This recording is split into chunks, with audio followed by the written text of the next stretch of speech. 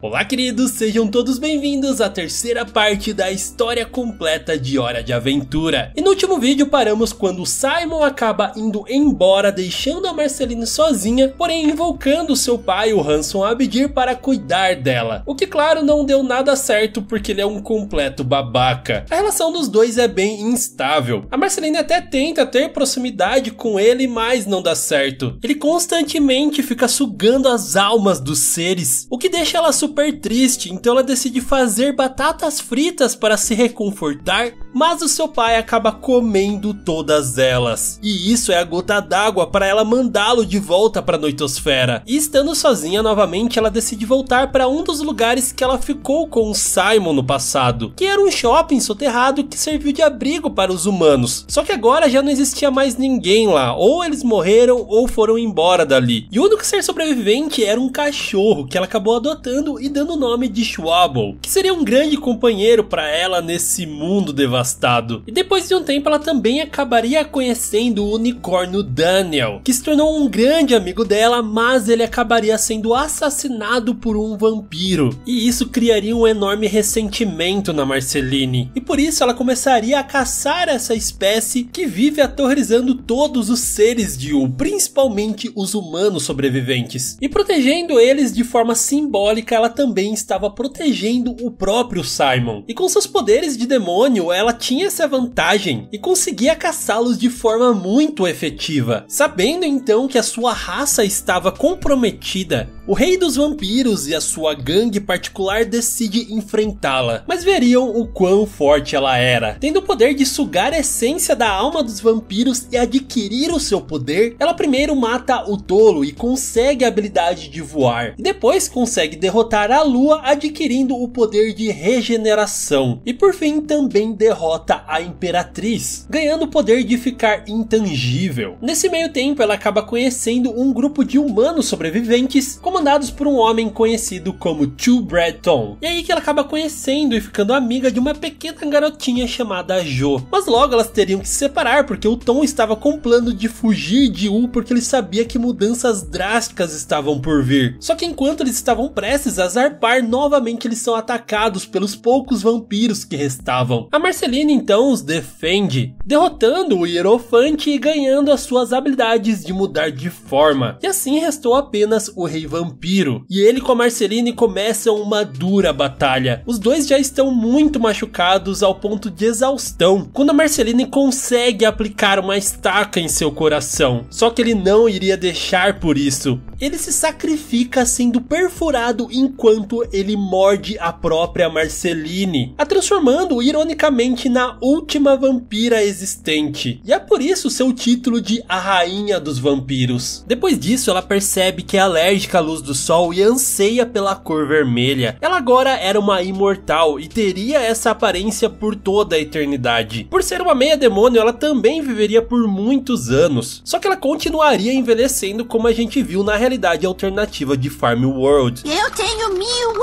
anos e esta coroa é minha. E seus novos desejos como vampira são tão fortes que ela acaba acidentalmente matando Schwabble para beber o seu sangue. Só que ela acaba encontrando um grupo de magos que ficaram com Enchiridion depois da guerra. Ela então o rouba e aprende necromancia para conseguir ressuscitar o Schwabble. E ele agora era imortal assim como ela. Só que o mundo agora estava prestes a passar por uma grande mudança e um longo inverno. Por esse motivo a Marceline acaba invernando junto com seu cachorro e o Enchiridion. Já a tribo dos humanos que zarparam depois de passar por muitas dificuldades e enfrentar monstros marinhos, eles finalmente chegam em uma grande ilha e ficam muito surpresos porque lá já havia outros humanos. Eles então se juntam e nomeiam seu novo lar como Ilha dos Fundadores, conseguindo se desenvolver rapidamente longe das ameaças de criaturas e vampiros, até mesmo deixando de usar os seus gorros que serviam para protegê-los dos vampiros. Só que a Jo via aquilo como uma tradição e queria continuar usando. E um dia ela acaba sendo capturada por um pássaro e todos acham que ela tinha morrido. E o Tom, achando que aquilo foi culpa dele, cria um grande remorso, dando início a um projeto de um guardião que não deixaria que isso acontecesse novamente. E ele jamais deixaria que um humano saísse de novo da ilha. Só que a Jo, depois de um tempo, acabaria voltando e vendo o que o Tom fez, ela discorda completamente. Prezando pela sua liberdade, junto com outros que concordavam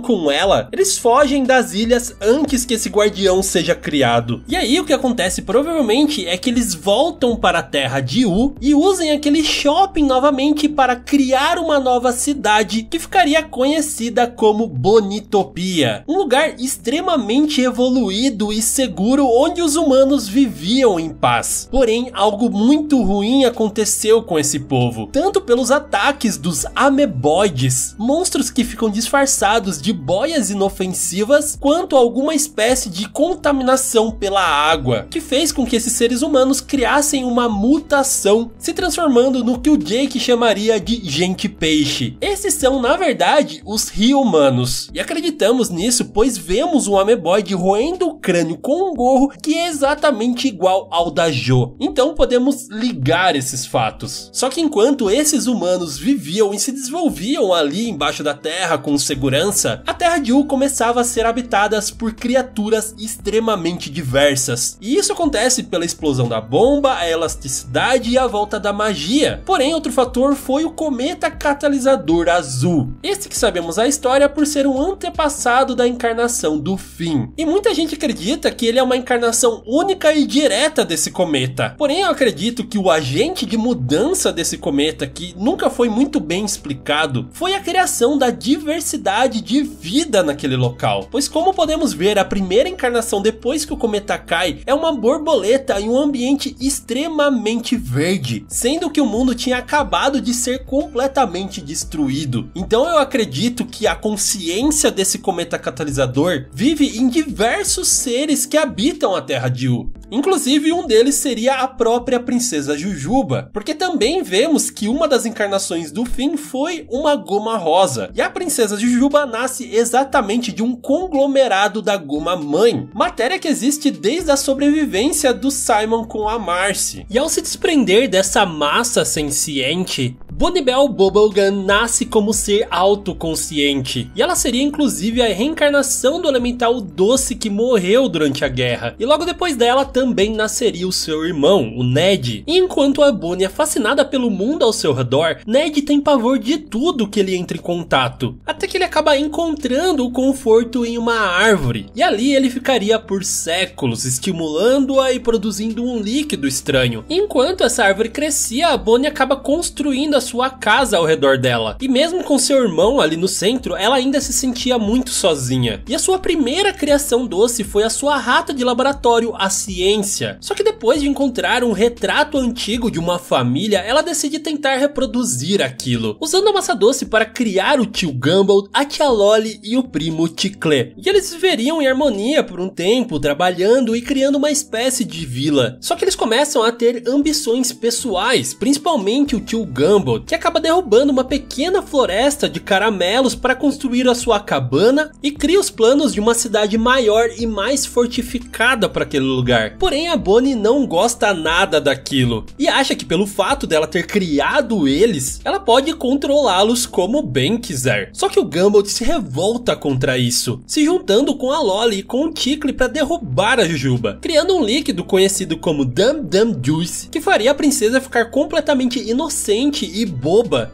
sem a capacidade de tomar as decisões por si só.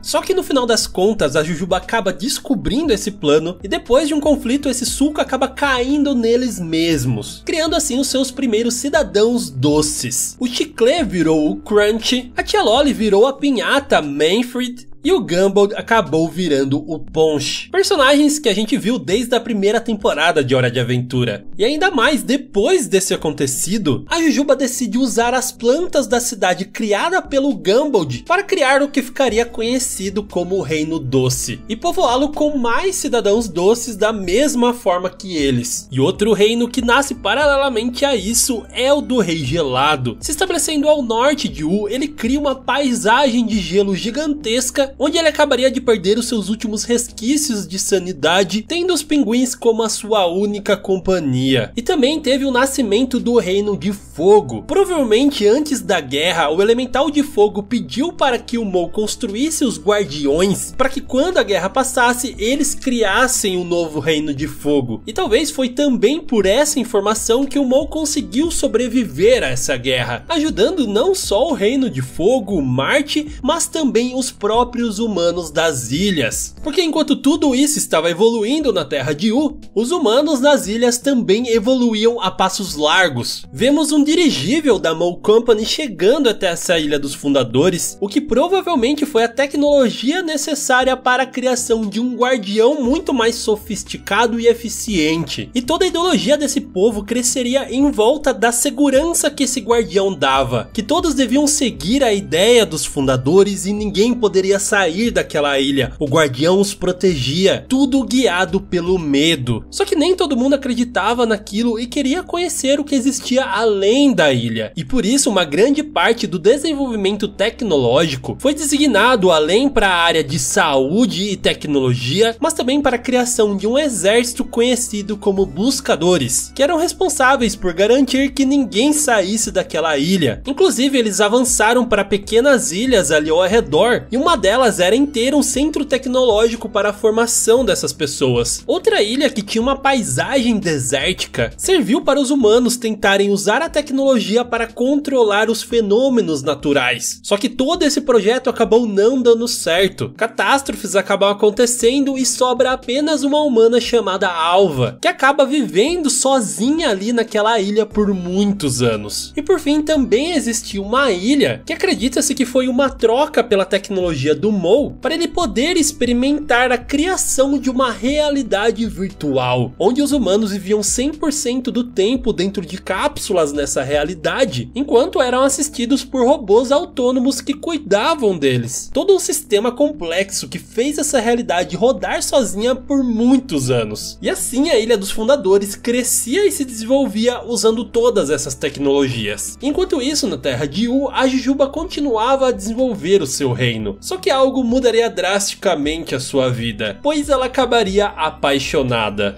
Depois de passar muito tempo hibernando, a Marceline acorda em um mundo completamente diferente, onde ela não precisava mais apenas ficar sobrevivendo todos os dias. Dessa forma, ela decide desenvolver o seu lado artístico, criando uma banda punk e se apresentando por aí. E entre as suas grandes fãs estava a princesa Jujuba, que ia frequentemente em seus shows, e em um deles ela acabou ganhando a camiseta que a Marceline estava usando. E isso fez ela se apaixonar e se apegar de vez à vampira. As duas então começam um relacionamento, e não podemos negar que elas são completamente opostas. Porém, essa rebeldia da Marceline atraía muito a Jujuba. Inclusive, um dia ela conseguiu levar a princesa para fazer algumas pichações. E por um tempo elas viveram bem felizes, conciliando seus desejos pessoais. A Marceline querendo tocar a sua banda enquanto a Jujuba gerenciava o seu reino doce. Só que essa gestão do seu reino começou a tomar muito tempo da Jujuba. E assim ela começou a deixar o seu relacionamento mais de lado, o que acabou afetando muito as duas. Principalmente a Marceline, que tem essa questão do abandono muito forte. Ao ponto que a Jujuba acaba sendo convocada pelo povo do Reino de Vidro para ajudá-los a derrotar Molto Larvo, um dragão revoltado que se formou na fornalha do reino. E a Marceline acaba indo atrás dela só para ficar perturbando a sua vida. E acontece que no final das contas ela acaba escrevendo uma canção sobre esse seu ressentimento, e é isso que acaba derrotando o Molto Larvo, o fazendo recuar para dentro daquela fornalha e conseguindo prender ele. E desde então a Marceline acabou se tornando uma figura divina para o povo de vidro, e todos os anos eles se reuniam para cantar aquela canção na frente da fornalha. E é engraçado que com o tempo essa canção foi mudando igual um telefone sem fio, perdendo completamente a essência da letra original. Porém, depois disso, o ressentimento entre as duas era gigantesco. Esse término mal definido fez com que as duas só tivessem birra uma com a outra. Porém, no fundo, as duas ainda se gostavam e muito. A prova disso é que a Jujuba sempre guardou aquela camiseta que ela ganhou da Marceline. Claro que não usando ela em público apenas para dormir, mas aquele objeto tinha tanto valor para ela que inclusive será usado como um objeto de poder sentimental no futuro. Mas de qualquer forma, as duas continuaram a viver a sua vida e a Jujuba continuou a expansão do seu reino. E nesse meio tempo, a Jujuba acabou conhecendo a Shoko, uma reencarnação direta do próprio cometa catalisador azul.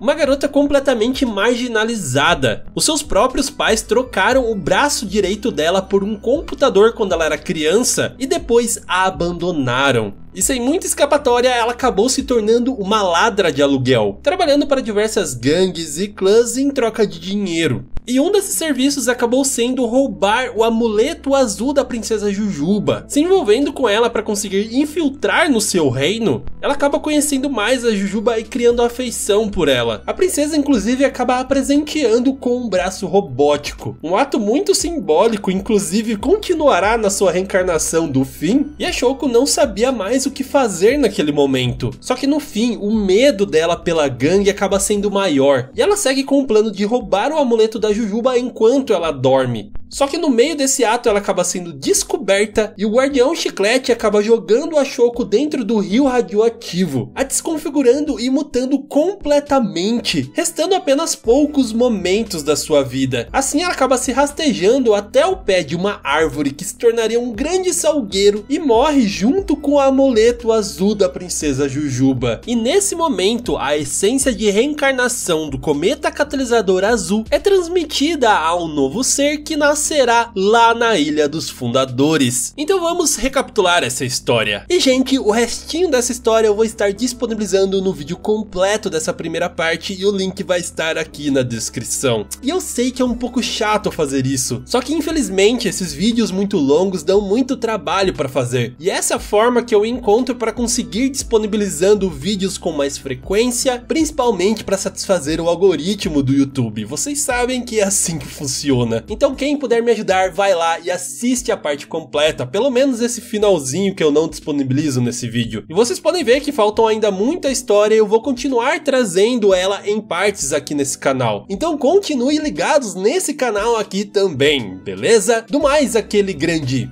beijo no seu coração de melão e tchau!